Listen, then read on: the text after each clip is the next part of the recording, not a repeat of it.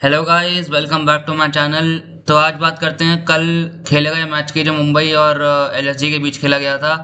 और आज जैसा कि आप सब लोग जानते हैं, यहाँ पे मुंबई ने बाजी मार ली है रायन निकल्टन और रोहित शर्मा की ताबड़तोड़ पार्टनरशिप और नॉक्स के चलते। और यहाँ पे ये बहुत ही एक एक्साइटिंग मैच हुआ था, जहाँ पे दोनों टीमों की तरफ से यू नो निकोलस पूरन अब फॉर्म में आए हैं एलएसजी की तरफ से। और मिचेल मार्श ने एक अच्छी पारी खेली। और हिम्मत सिंह ने फिर बीच में आके वहां पे आपको स्टेबिलिटी दी।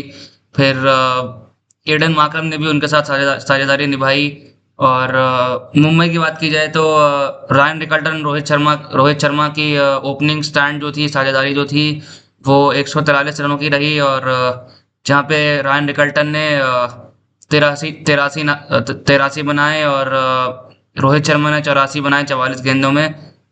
देखने वाली सबसे बड़ी बात यह है दोस्तों कि रोहित शर्मा को आपने उस इंजरी के बाद से रोहित शर्मा ने कम से कम 3-4 मैच तो मिस किए ही किए थे। और ऐसा लगा नहीं था उनके आने के बाद भी कि यार आप इंजरी से वापसी कर रहे हो। और जैसा जैसा हर प्लेयर को लगता है कि अगर मैं ऐसे खेलूंगा तो इंजरी के चांसेस बढ़ते हैं, तो वो ऐसा लगा नहीं था यहाँ पे मुझे रोहित शर्मा की बॉडी लैंग्वेज में।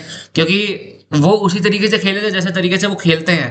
ठीक है, जैसे आपने T20 वर्ल्ड कप में भी देखा होगा, 2024 का जो T20 वर्ल्ड कप हुआ था, उस उनका अंदाज वो बेखौफ रहा। और जहाँ पे 2023 के वर्ल्ड कप में भी आपने देखा होगा कि यार एकदम ही फियरलेस अंदाज में खेला था। वो सेल्फलेस नॉक्स आ रही थी उनके बल्ले से। और तो उसी तरह का इंटेंट मुझे इस आईपीएल में भी दिखाई दिया, जो उनका दूसरा मैच ये खेल रहे थे एज एन इम्पैक्ट प्लेयर। और ये ऐसा इंटेंट मुझे दिखाई दिया इनका कि यार मैं बॉल देखूंगा और मारूंगा, वो स्टैंड्स में जाएगी ही जाएगी, चाहे आप कोई सी भी बॉल डालिए। और अगर वो उन्होंने ये कहा भी था कि यार अगर वो एक दो 10-12 बॉल खेल के सेट हो जाते हैं, तो वो अपनी गलती से ही आउट हो सकते हैं। और वही हुआ। और 10-12 बॉल खेल के वो सेट हुए।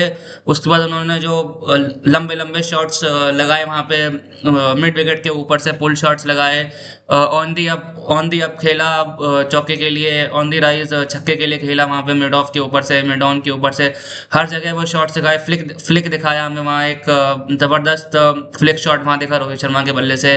और उनका ट्रेडमार्क शॉट जो आप जानते हैं, पुल शॉट, वो हमें दिखाई दिया वहां पे। तो वो 84 रनों की पारी बहुत ही महत्वपूर्ण पारी थी। और एक इनकरेज करने वाली पारी थी वो रोहित शर्मा के लिए। और ये ये हम कह सकते हैं कि यार वही पुराना रोहित शर्मा हमें देखने को मिला, जो कि हर मैच में एक पॉजिटिव इंटेंट के साथ आता था और पावर हिटिंग का जलवा दिखाता था। तो अब यार हम बात करते हैं एलएसजी की बैटिंग की। तो एलएसजी की बैटिंग में पूरन का जो कमबैक था, वो सबसे बड़ा प्लस पॉइंट था इस मैच में एलएसजी के लिए। कि 21 गेंदों में वहां पे 63 बनाए निकोलस पूरन ने, एक 300 के स्ट्राइक रेट से। वो बहुत ही ताबड़तोड़ नॉक थी वो निकोलस पूरन की अपनी टीम के लिए।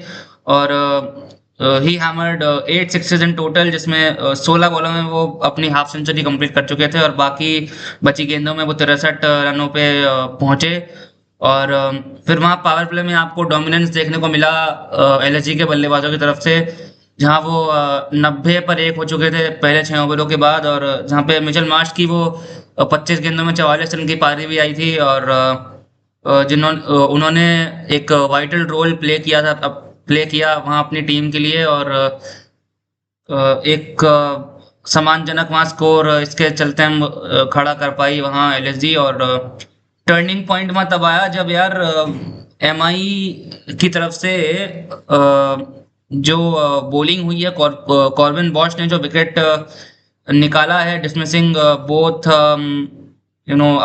पूरन and Marsh in the 9th over.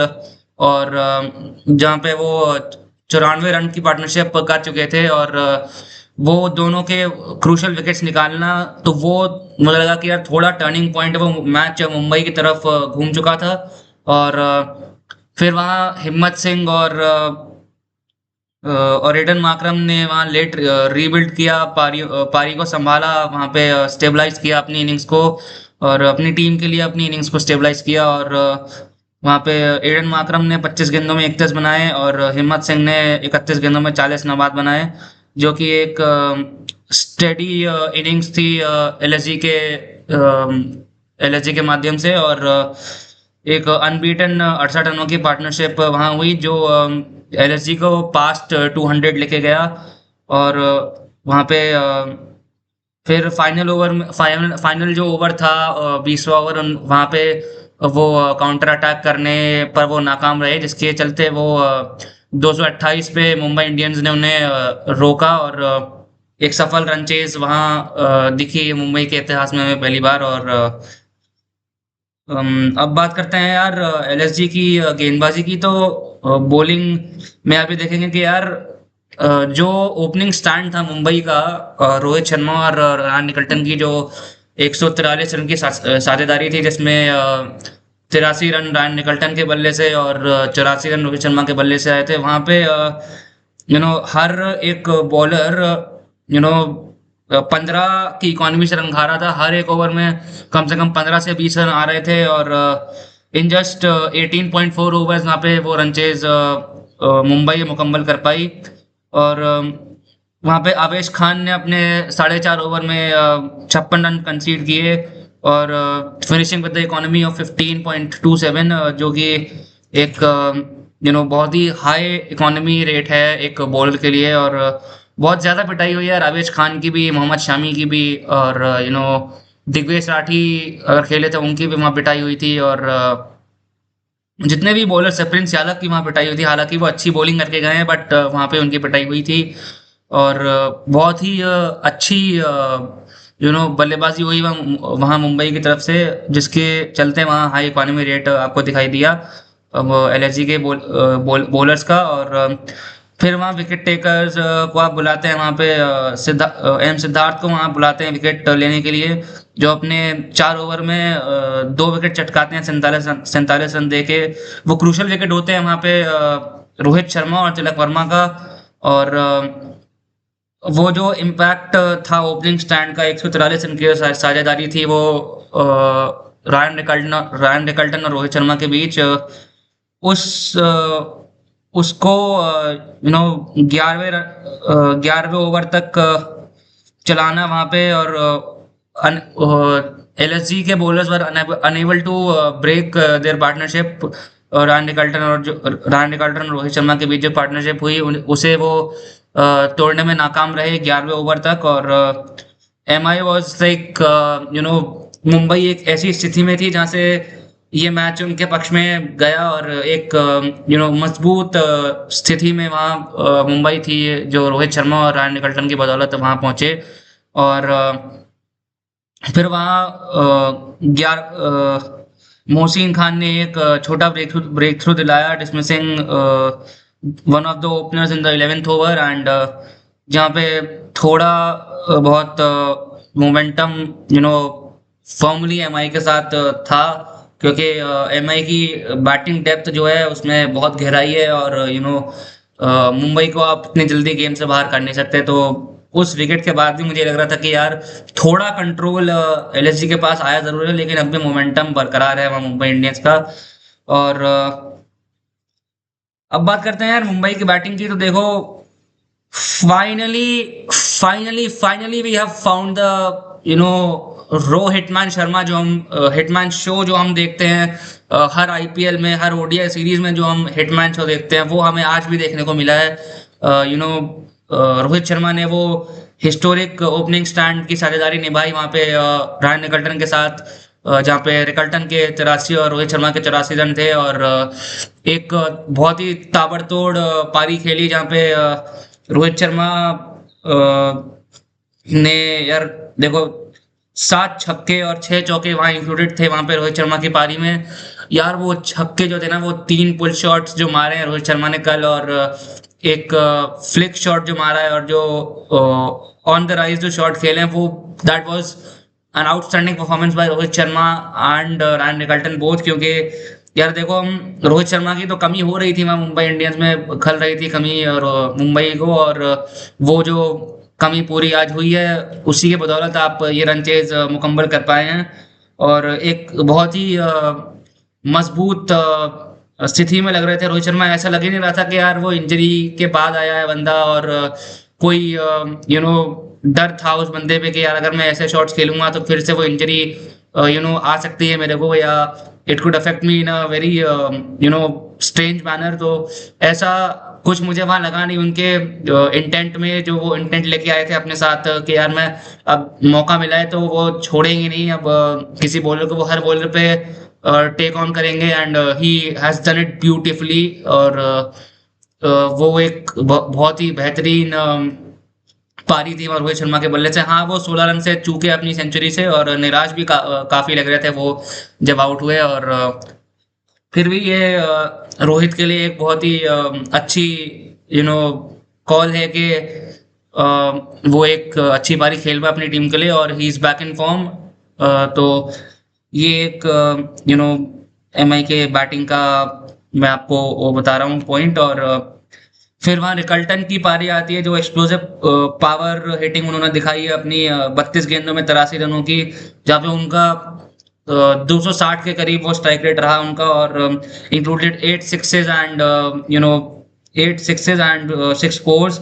और वहाँ स्टेडी फिनिश पर आपको दिखाई दिया नमनधीर और विल जैक्स के चलते, जहाँ पे उनकी साझेदारी हुई, और जहाँ पे नमनधीर ने 12 बॉल में 23 नबात बनाए और विल जैक्स ने 4 में 10 नबात बनाए, and they led Mumbai to comfortable victory. And ये मुंबई के चांसेस और बढ़ाता है कि यार आप अगर आपको मुंबई को क्वालिफाई करना है यहाँ से, तो 4 लगातार मैच और जीतने होंगे। और ये आपको मैं एक बार बता देता हूँ कि यार रोहित शर्मा ने 44 में 84 बनाए हैं, रायन निकल्टन ने 32 में 83 बनाए हैं, नमनदीप ने 23 बनाए हैं, सूर्य कुमार यादव ने 12 बनाए हैं, Tilak Varma went for 11, Will Jacks remains not out on 10। तो ये रही है मुंबई की बैटिंग लाइनअप। और अब बात करें मुंबई की बॉलिंग परफॉर्मेंस की, तो यार बॉलिंग परफॉर्मेंस में वो कॉर्बिन बॉश का वो game changing over, it was very crucial for Mumbai, क्योंकि जहां वो सेट बल्लेबाज आपको देख रहे थे निकोलस पूरन और मिचेल मार्श, उन दोनों का विकेट मिला वहां पे कॉर्बिन बॉश को 9वें ओवर में, जो जिस जिस ओवर ने वो मैच पूरा पलट दिया था मुंबई के फेवर में। क्योंकि अगर ये दोनों टिक जाते तो फिर क्या पता कि 229 के बजाय आप 240 या 250 भी बना सकते थे। और वहां पे फिर आपको स्पिनर का इम्पैक्ट देखने को मिला, जहाँ पे रघु शर्मा और अल्लाह गजनफर ने बहुत ही एक एक्सप्लोसिव स्टार्ट दी, एक अच्छी स्टार्ट दी वहां पे अपनी गेंदबाजी के चलते। और एक विकेट वहां रघु शर्मा को मिला और एक विकेट वहां अल्लाह अल्लाह गजनफर को मिला, आफ्टर एलएसजी की एक्सप्लोसिव स्टार्ट जो हुई थी। उसके बाद जो 2 विकेट इन दोनों ने मिलकर निकाले हैं वहां पे, वो मोमेंटम थोड़ा एलएसजी का उन्होंने तोड़ा वहां पे, और they they got back Mumbai into the game. And जो फिर वहां पे आपको देखेगा कि यार डेथ ओवर्स में वहां बॉलिंग डिसिप्लिन आपको दिखाई देगा, क्योंकि दीपक चहर और Jasprit Bumrah were effective in the final 2 overs, conceding only 13 runs of and keep combined 13 runs, and keep the target within Mumbai की रीच। एंड जो यू नो जो आपको सक्सेसफुली चेज होता हुआ भी दिखा वो टारगेट। और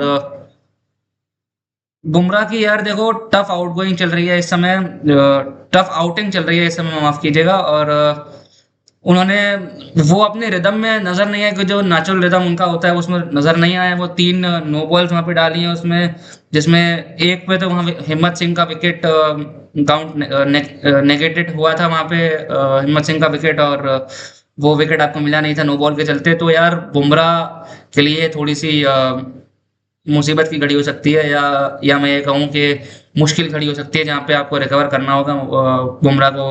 सुनो, उनको शायद पता होगा कि मैं अगले मैच में क्या कर सकता हूँ, तो वो उनके माइंडसेट पर डिपेंड करता है। तो जी हाँ, अब बात करते हैं एलएसजी को क्या इम्प्रूव करना पड़ेगा अगर उनको मैच जीतना, बचे हुए मैचेस जीतने और क्वालिफाई करना है तो यार, क्योंकि देखो लास्ट पे आप बैठे हो तो आपको क्वालिफाई करने के लिए क्या ही करना पड़ेगा।